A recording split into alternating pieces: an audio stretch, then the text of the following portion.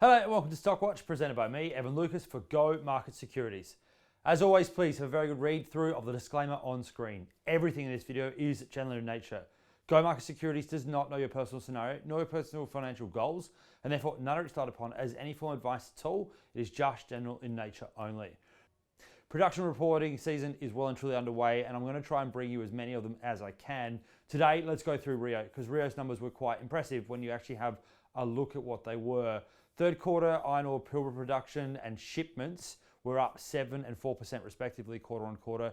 That's pretty reasonable. And you also saw a quarter on quarter increase in aluminium, copper, and also in titanium. That's relatively reasonable considering what's going on. Refining from alumina, also what's going on in the Bingham Canyon, were impacted by ongoing reliability issues. So that was the downside that we saw there. Rio expects Pilbara shipments to be at the lower end of their guidance as well, at 320 to 335 million tonnes of range. Why that's interesting is that the reason they highlight this and what is possibly going to be the headwind going forward for production is China.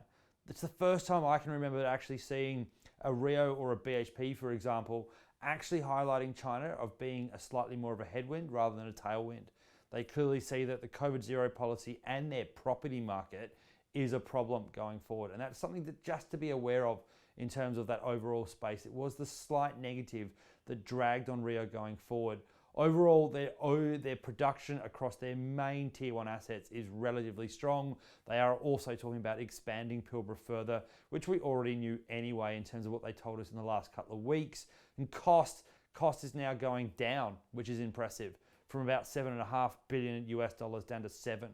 So again, just shows you well managed, well run. Operationally, they are very, very slick now, and that's come out of the Sam Walsh days. So good results from Rio. But the caveat, as I said, inside of all this is the stuff coming out of China and whether or not they can offset the slowdown in iron ore with the other parts of their portfolio.